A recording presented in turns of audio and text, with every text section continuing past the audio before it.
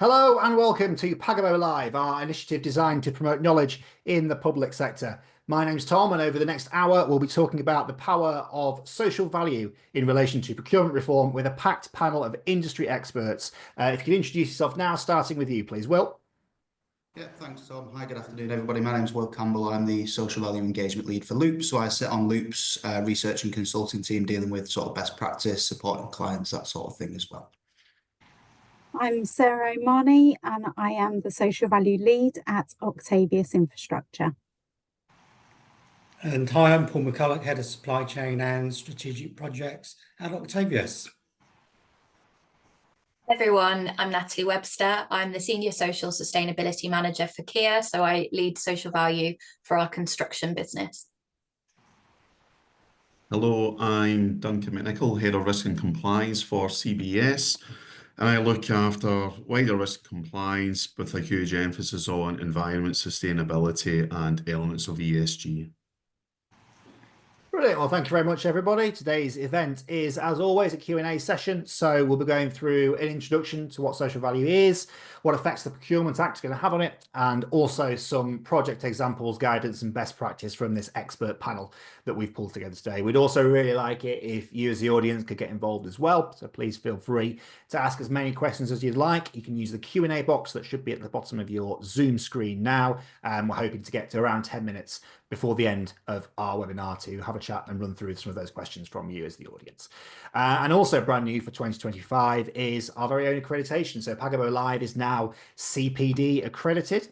So at the end of the webinar in the coming days, you'll receive a link in which you can claim your credit on that. So without further ado, let's dive in to our first poll question of the day. We'll be asking a few audience polls throughout the event to gauge whether you are listening and whether you're enjoying the webinar so far.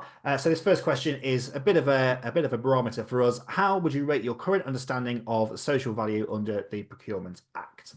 Rating of 1 to 4, 1 being not very aware and 4 being very aware. If we can have another 10 seconds on that poll before closing it, please. Yeah, if we close that now.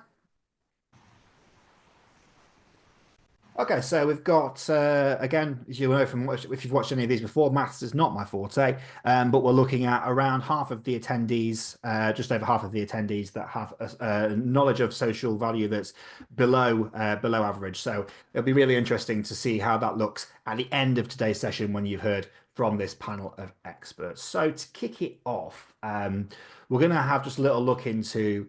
It'd be good to get an understanding, really, of why social value is a critical consideration, particularly when it comes to public sector procurement. Can we go to you on this one first, Natalie? Yeah, of course. So Kia are a key supplier to the government. So this is actually something that I think we deal with quite a lot on a day-to-day basis. It's one of the kind of easiest ways to sort, I'd say, between suppliers in order to maximise what the government kind of gets for their money in terms of what they're procuring, and I'd say that we really do see how important it is through the kind of PPN 0620 coming out in 2020, and then now how that's kind of become a lot more specific.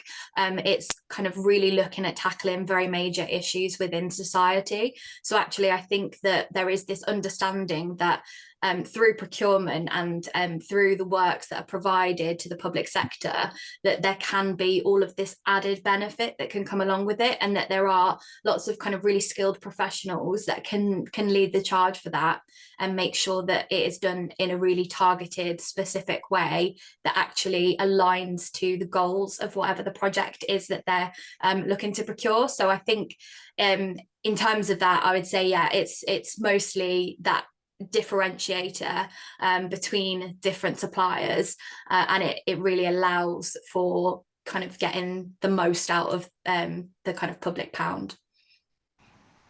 Yeah, thanks for that, Natalie. And Will, obviously you're with Loop, who are involved in social value measurement, and the fact that it does get measured suggests that it's really quite a critical consideration, isn't it?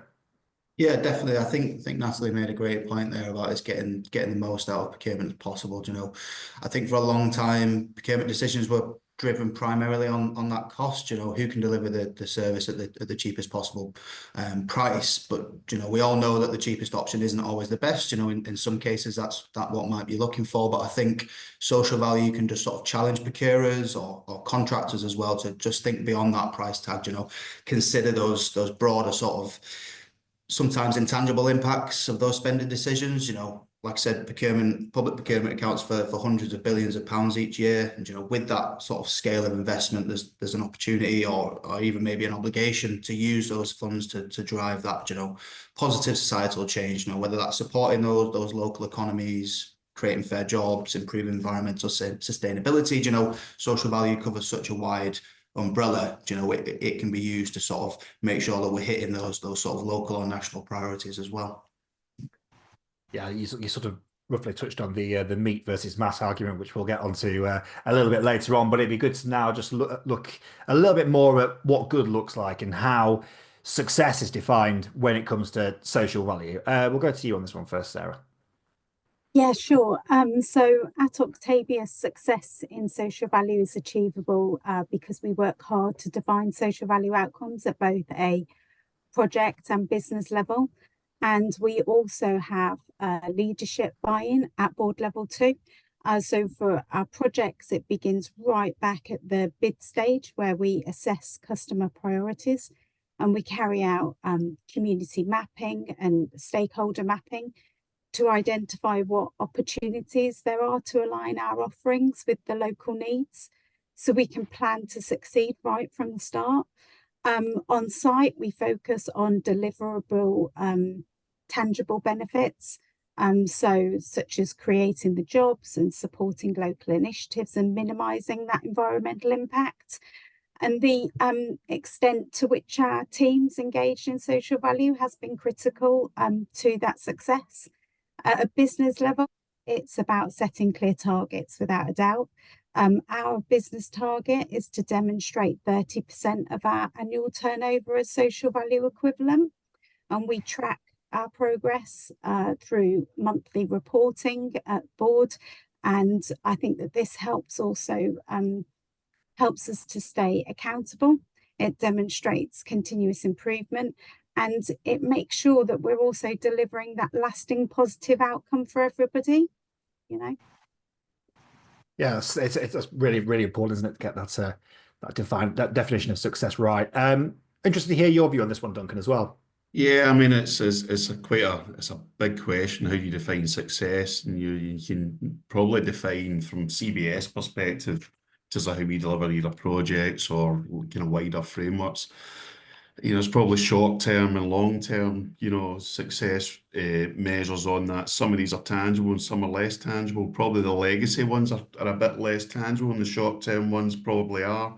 I.e., how many apprenticeship opportunities did we bring in? How many training and educational promotional activities that we were undertaking? So it's probably a wee bit harder so the short term ones I think are probably easier to get some definition on. The defined success, I do think, like Sarah, is about understanding what is your measure, so your success you're trying to, deliver, and that's probably going to be based more on the individual project with with a relevant customer or member you're doing work with. So you're probably going to define that collaboratively with them, and then look at each individual project around what you're trying to succeed in that, whether that's employment or whether it's wider social benefit, whether it's giving opportunities to a cohort that probably wouldn't necessarily normally have that. So it probably becomes a wee bit more difficult so it'll change, I think, from project to project is really what I'm trying to get at. And the success measures, some of these will be potentially monetized and some will likely be non-monetized, which are probably the harder ones to get around. That becomes more of a culture piece, doesn't it? Which I think the Social Value and Procurement Act is really promoting, isn't it? This wider benefit, which, I mean, ultimately we are we're spending taxpayers' money. So this wider social value piece is really, it's an important aspect of if you're procuring, a supply chain, what does that look like in terms of wider impact? And that impact is probably going to come from these deliverables that you're agreeing right up the start. What are we trying to achieve, Yeah, you're right. You're right in saying there's no one size fits all approach. I mean, if there was, we probably wouldn't be having a webinar on it. So, Indeed. can we just go to get your view on this one as well, Natalie, before we move on?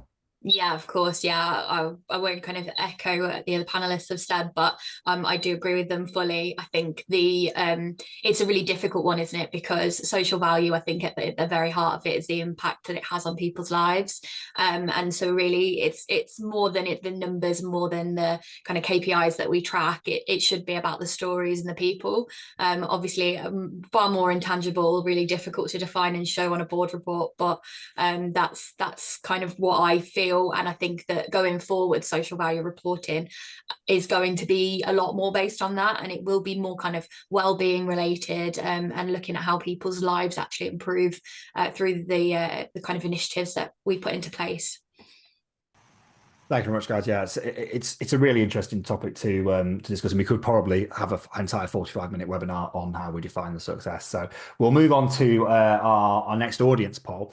If we could fire that up now, please. So, what is the biggest challenge your organisation faces in embedding social value into procurement? Is it understanding requirements? Is it measuring and reporting impact?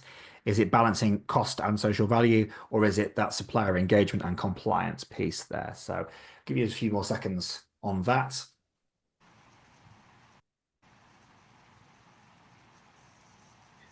And if we close that poll now, please. Interestingly, that's that's pretty even. So we're looking at around 20% saying understanding the requirements, around 30% saying measuring, reporting impact, 36% saying balancing cost and social value. And I think that's something that we can come on to in a few questions later on, particularly given how tight the public purse is at the moment. And then 16% saying supplier engagement and compliance. So a good spread there, but certainly that balance of cost and social value, the thing that's sort of taken the lead on those concerns there. We will move on now to a bit more about the Procurement Act. Obviously, it's coming into force, going live next week. How does the Procurement Act give more importance to social value? We'll go to you on this one first, please, Will.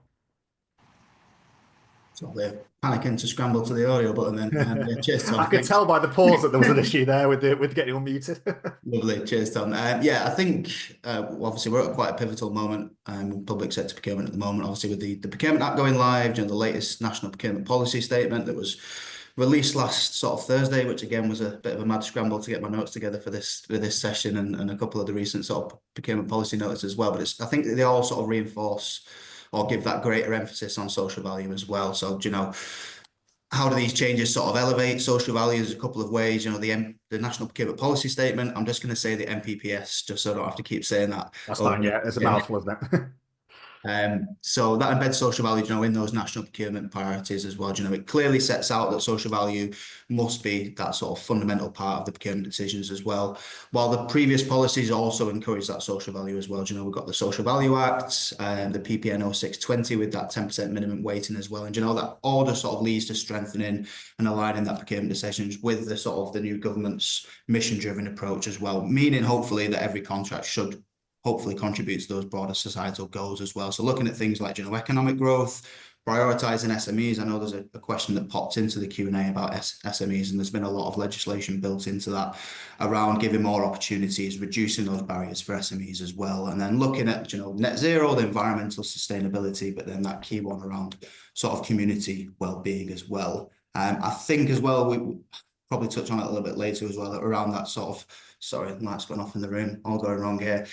Stronger accountability and reporting under the NPPS as well. So, one of the most sort of significant updates was the introduction of sort of stricter performance monitoring as well. Suppliers must provide measurable social value commitments, needs to be tracked and delivered over the full life cycle of that contract as well. And there needs to be greater scrutiny of whether suppliers are actually meeting those promises as well. A lot of our clients we speak to, the targets are set in that initial stage, but then it's sort of forgotten about. It's not tracked. There's none of that sort of transparency throughout, and the sort of additional benefits that are key to the contract are sort of forgetting about as well. And hopefully that aligns with that, like I say, the government's broader push for, increased transparency and hopefully making it easier to compare those suppliers based on their real world impact rather than, just that cost as well. Thanks, Will. Paul, you've been very patient and very quiet, so thank you very much for joining us. Really good to get your thoughts on this as well from your perspective.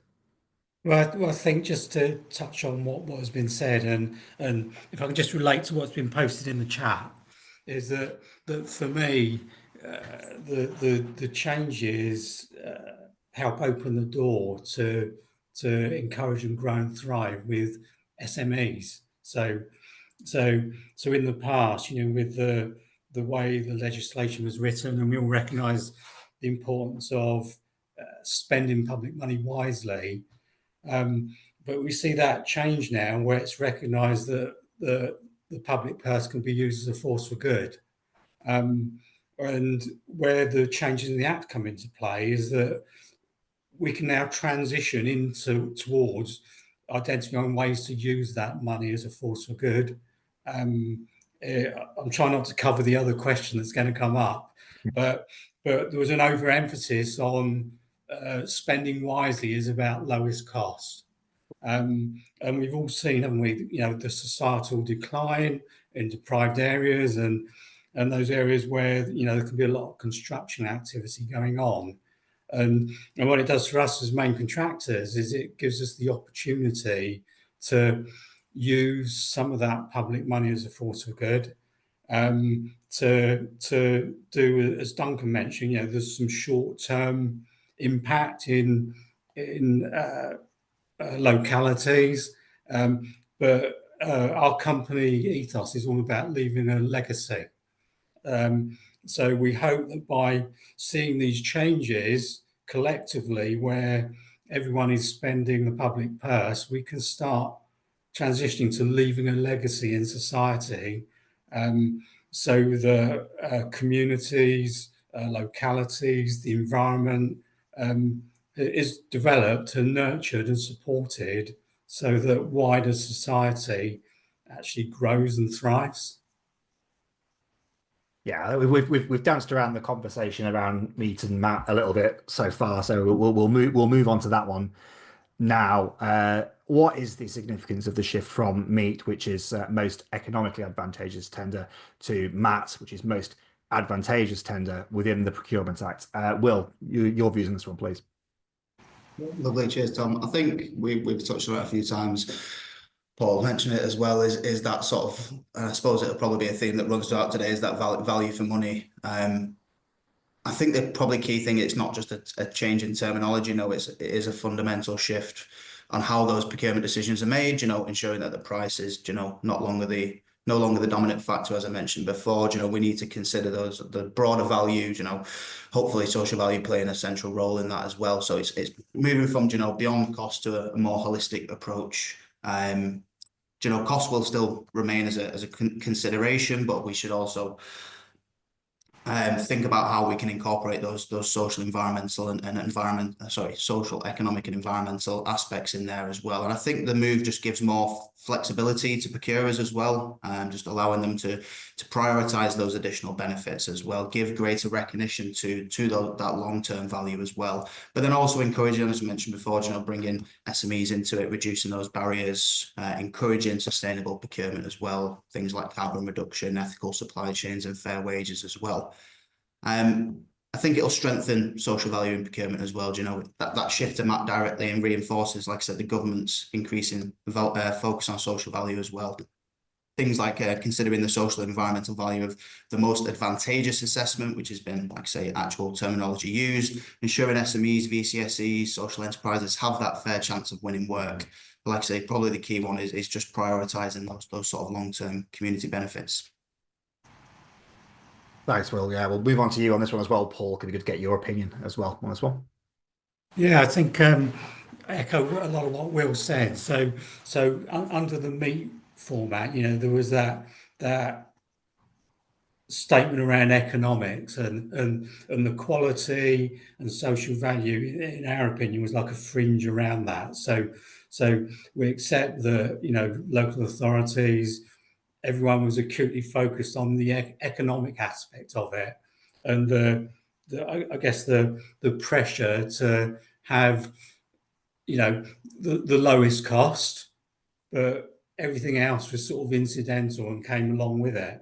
And what that meant for us as tier one contractors is that we wanted to be adopting MAT, and I'll come on to that in a minute.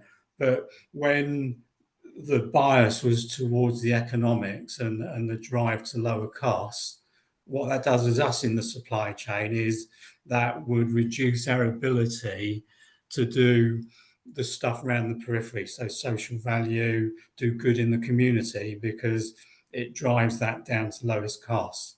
And local authorities, obviously, they felt that pressure to have that as the driver behind their procurement activity. Where we transition into MAT, that is the sweet spot for our business, because our business is around delivering value to our customers. What MAT does is says, yeah, price is important, and we have to recognise that the public purse needs to be spent wisely.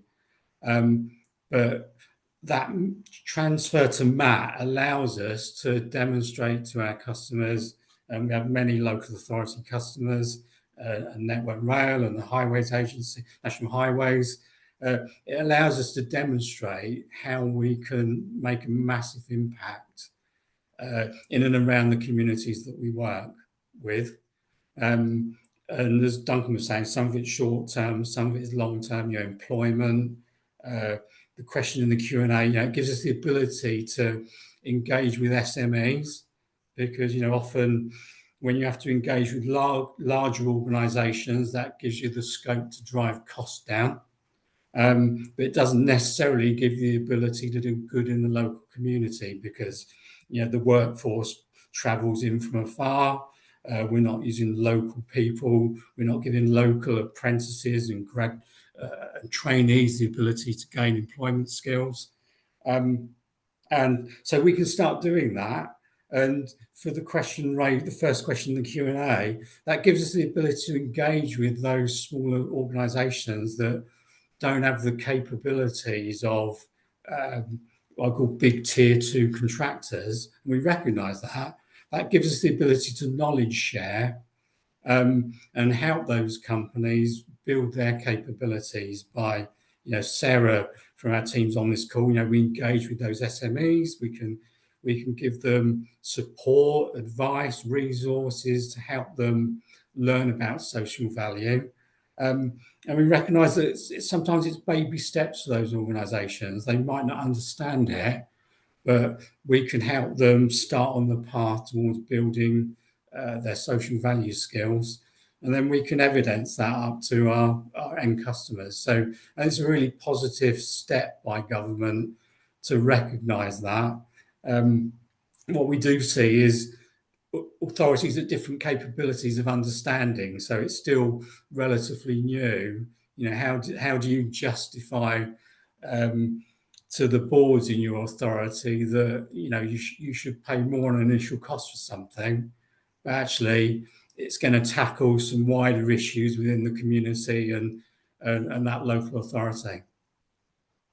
I think you're right, Paul. I think when you look at that question, there's a different viewpoints from it. If you're in the supply chain and you're a contractor, you know, like CBS are, this probably gives you a bit of a showcase and a chance to, you know, show what you can do and adds that additional value and see what you can do. And then the question in there about SMEs, you know, doesn't really matter what size you're probably going to have to rely on your own supply chain as well. So that integration and collaboration with them is going to help you seek that, you know, the most advantageous tender. You know, if you're completing pre-qualification questionnaires just now, we know the weighting that's going against social value in some areas. The quality aspect of these pre-qualifications now are far more, greater in percentage than they are in cost. And that's probably been there over the last few years, not necessarily just as a result of the recent Procurement Act, but it's certainly put it into focus.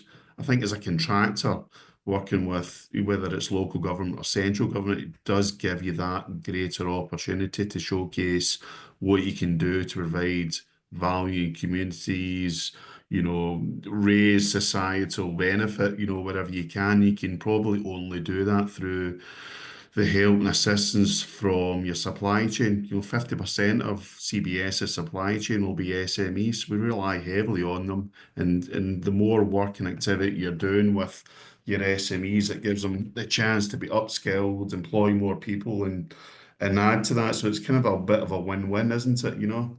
So it's probably a bit of an opportunity, I think. Absolutely is, and it's looked like it's obviously been the direction of travel for a little while as well. Yeah. While the Procurement Act has sort of enshrined it in law, it seems like that has been the direction for a little while, and this is the latest step on that road. We've talked a little bit about sort of scrutiny and compliance and measurement. I think it's probably time just to touch on that a little bit more. The kind of the benefits of using various solutions, particularly digital solutions, to measuring your social value compared to other methods. Will, as the expert from a digital solution on this, what are the benefits? Lovely, cheers, Tom. I think expert's a bit of a strong word, but I'll give it a crack. Yeah, I think it's one of the biggest challenges organisations face. How do we effectively, track, quantify, report on social value as well? There's plenty of tools out there. I'm not just here to plug Loop. There's tools available for whatever your sort of priorities are. I'll obviously give my sort of view, our company's view on that as well. And I think the first sort of, or probably main point, is that greater accuracy and the real-time sort of data tracking as well. Traditional methods of measuring or reporting social value, manual data entry into spreadsheets or sort of retrospective reporting looking back, can be prone to errors, human error, delays, inconsistencies as well. And those sort of digital tools or solutions can provide that real-time tracking. You've got automated data collection, just ensures a couple of things, like say that accurate and consistent and transparent reporting. You've got live dashboards, that you can monitor progress on. But then it also gives that clear audit trail to look back on as well. You can maintain that audit trail, just allow yourself and any other teams within inside your organizations to sort of trace and verify that data, any calculations, evidence that are involved with that as well, which can be tricky within, for example, an Excel spreadsheet there as well. So there's that. The greater accuracy for me is the main point, but there's also other things. I think people look at buying software as a tool as increasing a cost, but for us, it can be a cost saving in the long run as well. Manually tracking social value is resource intensive. It might not have a physical cost to it, but if you were to work out the amount of hours, if someone's spending 4 hours on the spreadsheet for something that could be done 10 minutes within a tool, obviously it's a pretty simple decision to make there as well. If you've got wide procurement teams across, different divisions, different, teams within inside your organizations as well, that data collection can be quite tricky. If you've got one central platform for that as well, everyone's got access to it. Really simple. We can all sort of use one central platform there as well. So like I say, reducing that administrative burden, automating those sort of checks and providing, analytics as well. We can benchmark with anonymous data, how are you comparing against other sectors, other organizations in there as well. So yeah, I'd say those are the two key: greater accuracy, but then it can also increase that efficiency and reduce costs over the long term as well. Sarah, I'd be interested to get your view on this one. Yeah, so I agree with Will, absolutely. It enables you to record accurate data and that real-time tracking. It also absolutely simplifies the reporting. It also helps us manage multiple projects more easily, saving that time. And I think that tools themselves, they are useful insights to improve strategies and show that lasting impact of a project. They make it a lot easier to share results as well and collaborate and compare progress. And it has without doubt helped Octavius build a strong reputation for delivering meaningful social value. So we use Thrive, which is comes with the impact evaluation standard measurement framework. But the tool itself helps us to measure against other frameworks as well, such as TOMS, so we can tailor it to suit our customers. But we also use other tools because our customers request it. So we use Loop for the rail social value tool, and we use the sustainability tool for national highways as well. So that there are lots of benefits without doubt, and they are life-changing from a work point of view. Make it easier. Brilliant. Thank you, Sarah. And just one more before we go on to the poll. Good to hear your views on this, Duncan. Yeah, I mean, listen, we use Loop, we use the National Toms from Social Value Portal as well. I think they're all fantastic. I think that you do need to invest in the time and effort to understand them. And I tell you what it is good for. It's good for, I think as Sarah said there, it helps you with your strategy piece because you can see an output at the back end of it.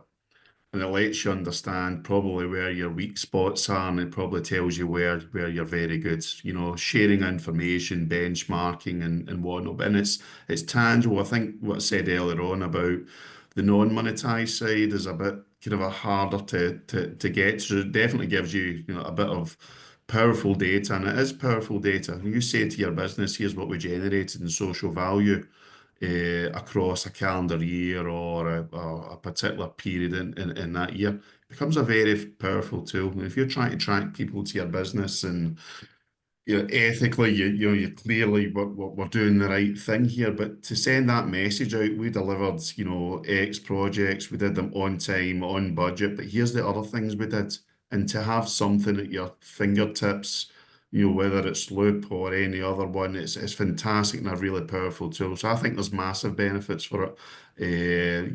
Behind or in addition to the accessibility and spreadsheet reduction and the nice charts you get from it, I think it's actually a very powerful message there.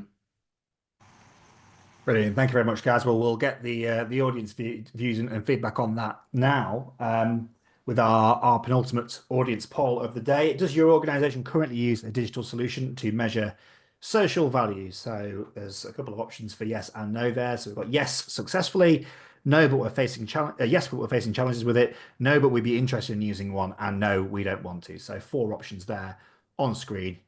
Yes, successfully. Yes, but we're facing challenges. No, but we'd be interested in using one, or no, we don't want to. So if you could just another 10 seconds on that, please.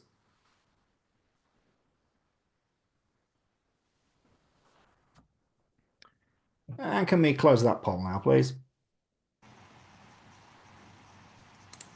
So interesting response there in that 55% of the audience for today say that they aren't currently using a digital tool, but will be interested in using one. So really interesting there to see that. And there's also 14% that say, no, we don't want to. So there is still quite a barrier there for those digital tools. But it's good to see that 20% are saying, yes, they're using a tool and it's been done successfully. So a decent range there, but really interesting to hear that 55% of the audience said they aren't currently using a tool, but will be interested in using one going forward. Before we move on to our final section, it's good to say that you can still get your questions in. We've had loads of questions coming to the audience Q&A, so thank you very much for your participation so far. We've already started half answering a few of them as we're going through, but any more that come through, we're really keen to try and squeeze those in before the end of the session. But before we get to that point, it'd be really good to get into some examples of best practice, as we like to do in most of our Pagabo live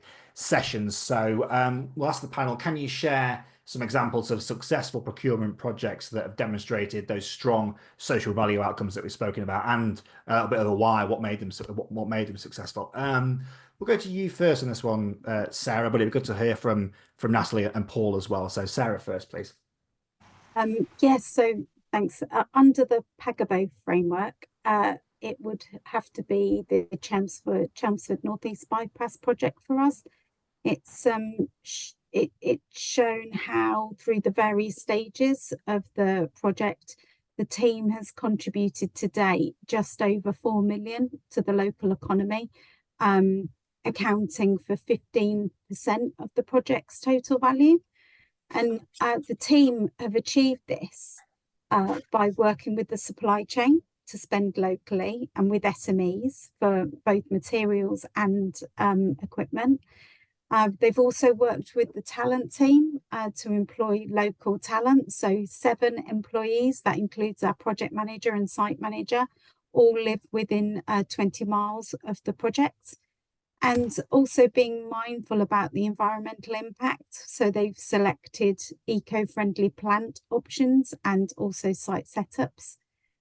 I think also the team have supported the community by including an apprentice, offering training opportunities and also hosting student placements.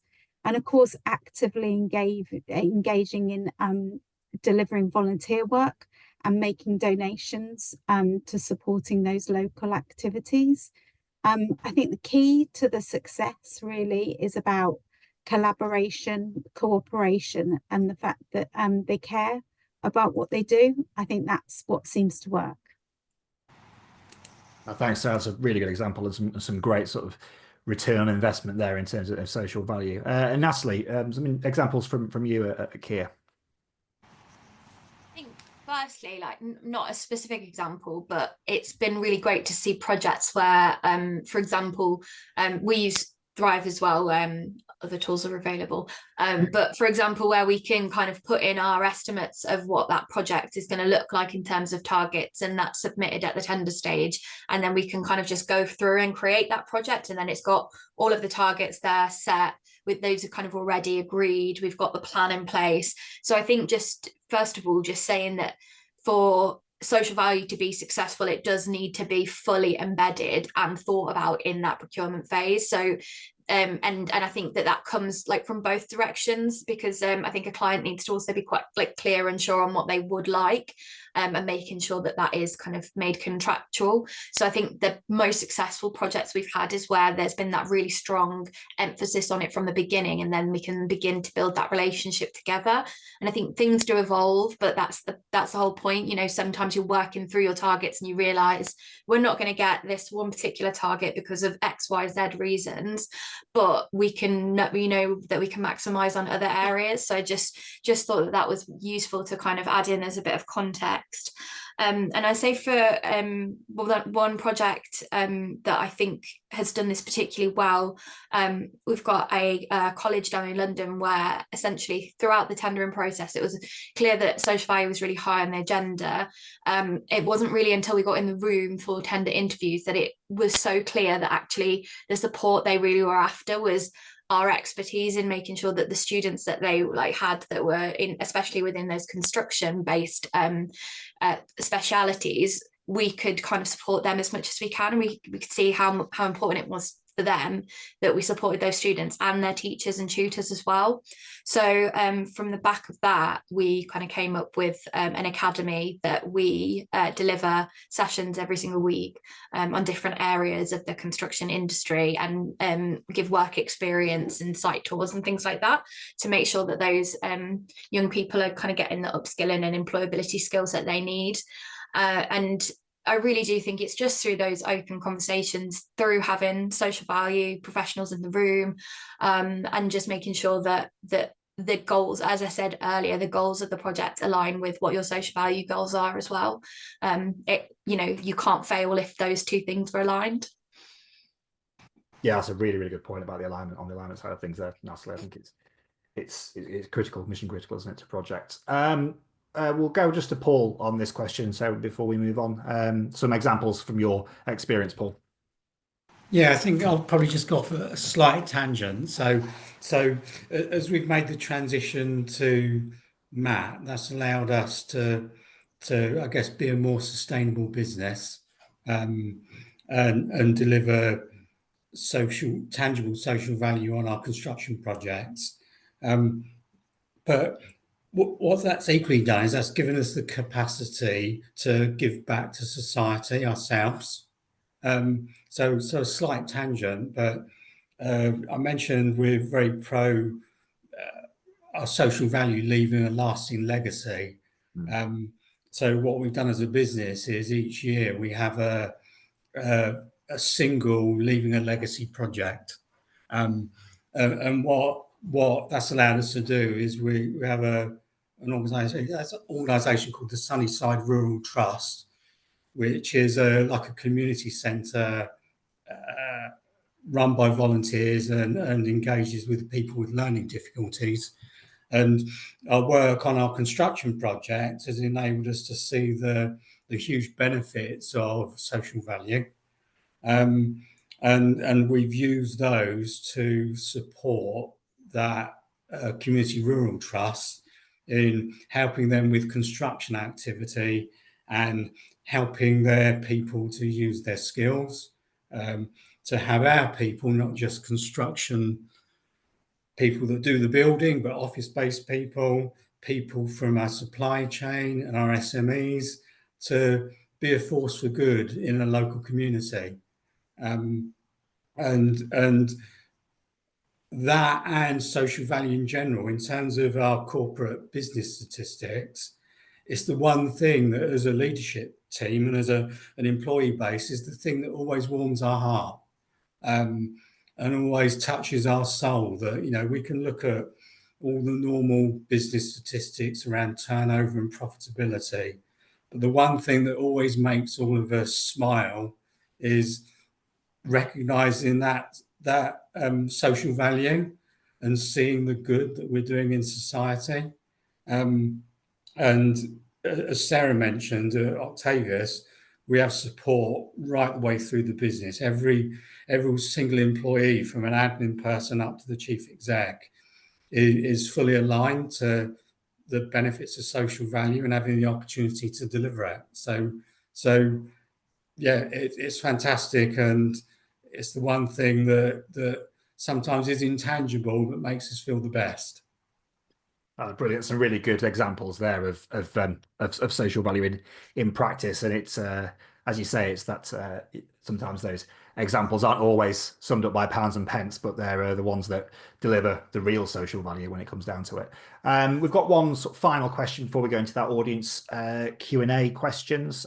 So this is a bit of a wrap up of if you could provide one key piece of advice to procurement professionals on maximising social value, particularly under the revised Procurement Act that goes live next week, what would it be? We'll go to you first in this one, please, Will.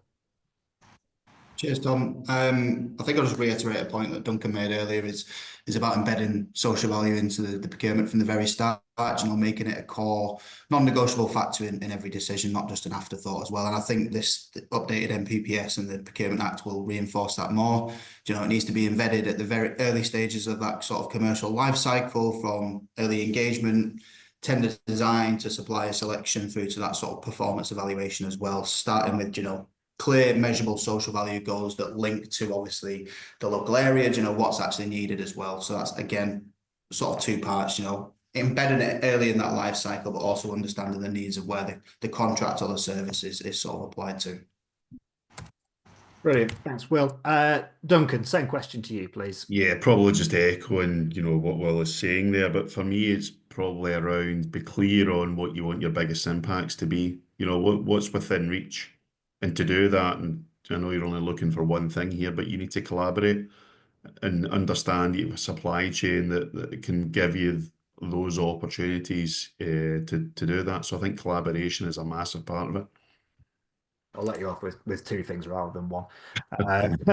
And just to wrap up before we get into our final poll question, Paul, please, on this one. Oh, interesting one.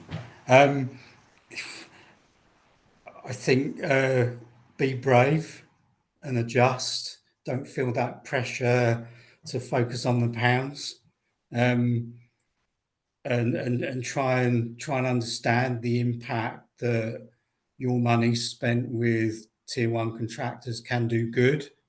So, you know, look at your non-financial authority aspirations and try and identify those and lever your tier one contractors to help you achieve those other outcomes. Brilliant. Well, thank you very much to everyone that's contributed there on the panel. A really, really good discussion. We'll go into a few audience Q&A questions in a moment. But before we go into that, our final poll of the day, following on from our first question of the day of what your understanding was of social value, how would you now rate your current understanding of social value under the Procurement Act? Act. How would you rate your current understanding of social value under the Procurement Act now? The scale being, as a reminder, 1 being not very aware and 4 being very aware. So if you could put your votes in now, and hopefully we'll have seen some positive movement. This is our time when the panel are on tenterhooks to see whether anyone's actually been listening to them today. If you could close that poll now, please. Okay, good news. So we're now 83% of people are in that 3 to 4 area of being aware or very aware. So good work from the panel today in getting that done. And hopefully the one person that said that they're still not very aware will be able to take some takeaways from today, even if they've not necessarily gained any knowledge.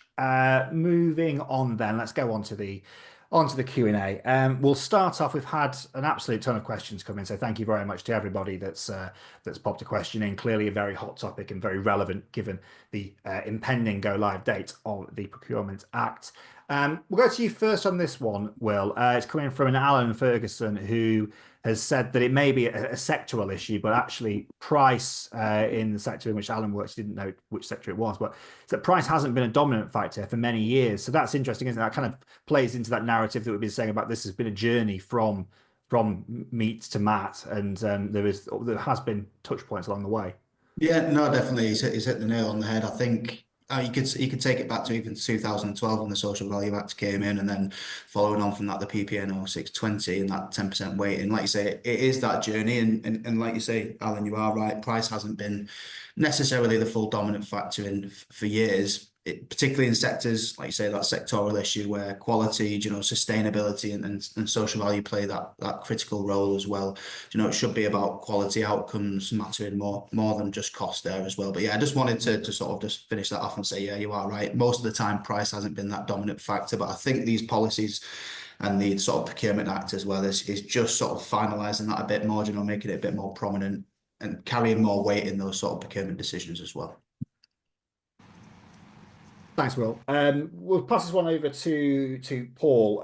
It's coming in, and it's a question around kind of the level of understanding at local authority level, which is something that you touched on in a response earlier. Is there a challenge in that there is a potential lack of understanding in certain local authorities around the difference between whole life cost and the price as it is on a piece of paper? Is that an understanding issue that maybe needs to be alleviated? Yeah, I think probably. We operate nationally now. We weren't, and we see differing approaches between different contracting authorities.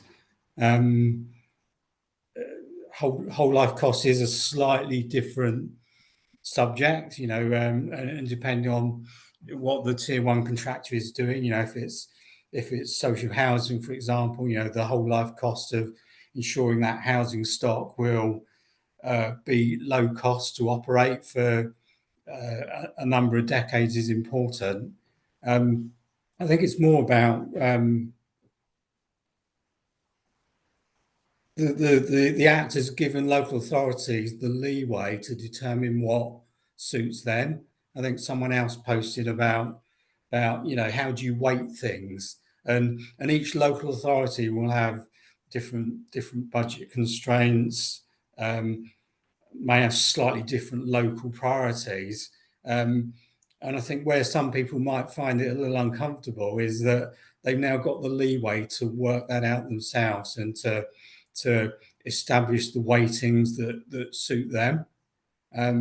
So government is being less prescriptive, and some authorities will embrace that, and some might find it a little challenging to adapt. Thanks, Paul. And I don't want this to turn into a grill session for you, but I've noticed that you've answered a question from Karen Perry in the Q&A itself, but it might be quite interesting to discuss that with the wider panel. So Karen's question was around sort of saying that SMEs are defined as having up to 250 staff, but that Karen's organisation works with local suppliers who only have sort of 2 or 3 staff and not necessarily able to provide apprentices, work-related options, that type of thing. So it's a bit of a balance of where do micro enterprises fit in with this? Obviously, there's been a lot of talk about SMEs today and how it can be advantageous for SMEs, but what about those micro enterprises who do struggle with the resourcing on that type of thing?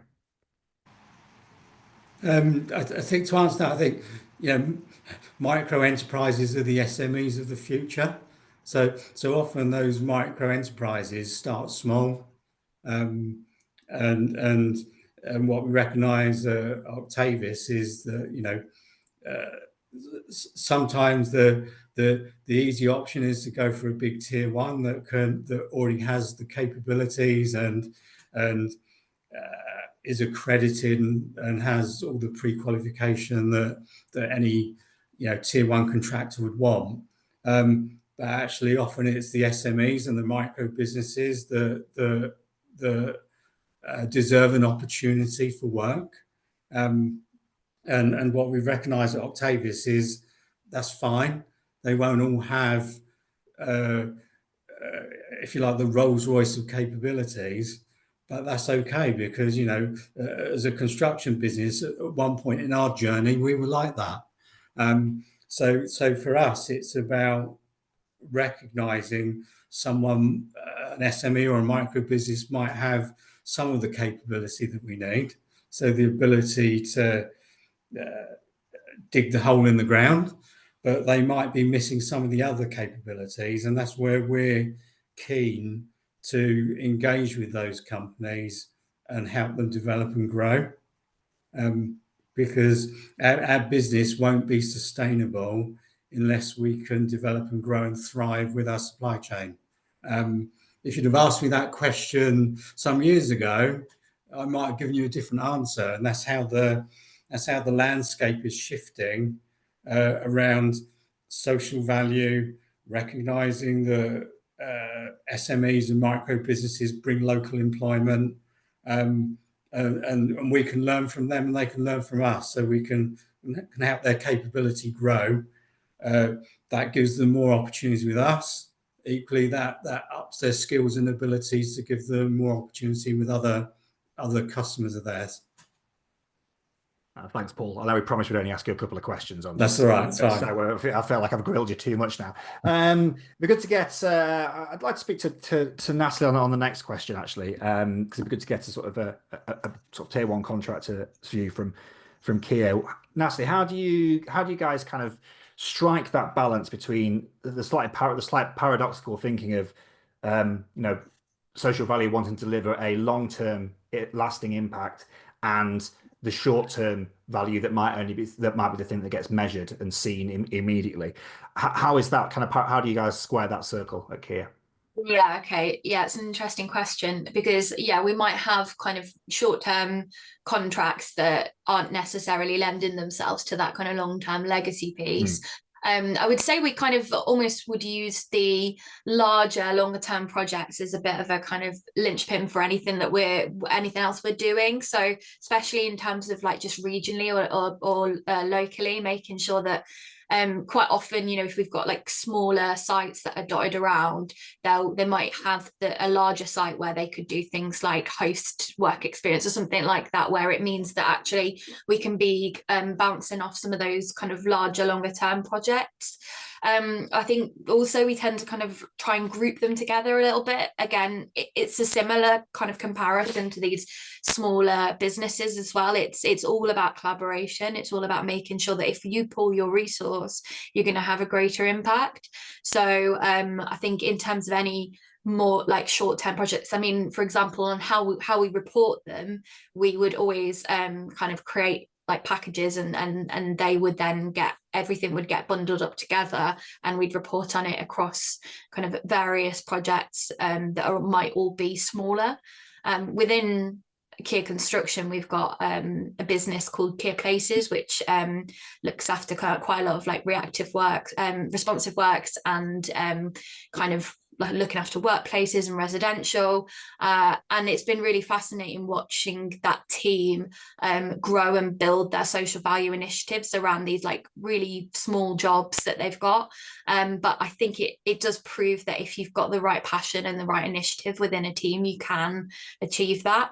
And it isn't just for big companies. It's not just for big contracts or projects. It really is some of the very small basic things you can do that can make a world of difference. Yeah, thanks, Natalie. We'll stay with you as well, just for one more question. I think we've got time for maybe this and maybe one more after that. Yeah. This coming from Julie Abbey Taylor, who said that she'd be interested to have some guidance on how best to score social value offers within tender submissions. Yeah, that's a really interesting question. I would say that in the first instance, it's making sure that that question is asked in the right way so that you're really, really clear on what the outcomes are that you want. And then after that, it's then just basically making sure that the tenderer has properly answered you, because I think, you know, sometimes we can get swept up in monetization, but I think, as most people are aware of, the monetization of social value actually varies through whatever platform you're using or whatever measurement system you're using. So it's really quite difficult to actually tell objectively whether one is better than the other. And you know, that can be the same with kind of putting just general targets and KPIs in. So I think really it's about making sure that the organisation that's tendering clearly understands the aims and objectives and is putting in place a plan, a timed action plan, to be able to say that yes, we're going to deliver on those objectives. And I do think that the social value model, and you know, it's very new, but what I've seen of new PPN 002 as well, really does set out the opportunity for that. I've always thought the way in which it's looking at reporting metrics, it's looking at an action plan that's timed and the outcomes that they're looking at, and trying to get that holistic view of how you will deliver social value on a contract. Does a really good job at it. So not reinventing the wheel, use that as much as you can. I think that's a really good tool. Brilliant. Thank you very much, Natalie. We've got time to squeeze one more in if we're quick. We'll go to you with this one, Will, just to wrap it up. I've had an anonymous attendee ask, how would you recommend limiting the number of contractors tendering for a project?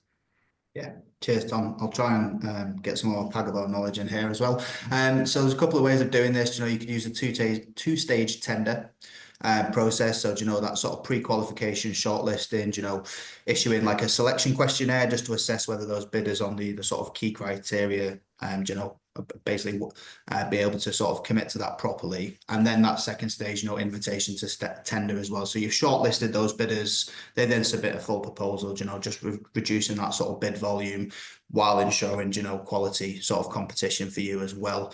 And then you can do things like, you know, setting minimum qualification and experience thresholds. So again, define strict but fair entry criteria as well. And this will naturally filter out any bidders who might not be suited for the context of that particular contract or service there as well. And then there's another option, you know, framework agreements, dynamic purchasing systems as well. So you can use framework agreements to sort of pre-approve a set number of contractors. And then once that sort of contract's put out, you know, it's just those set that are able to bid for that as well. So there's a couple of different options there available for you.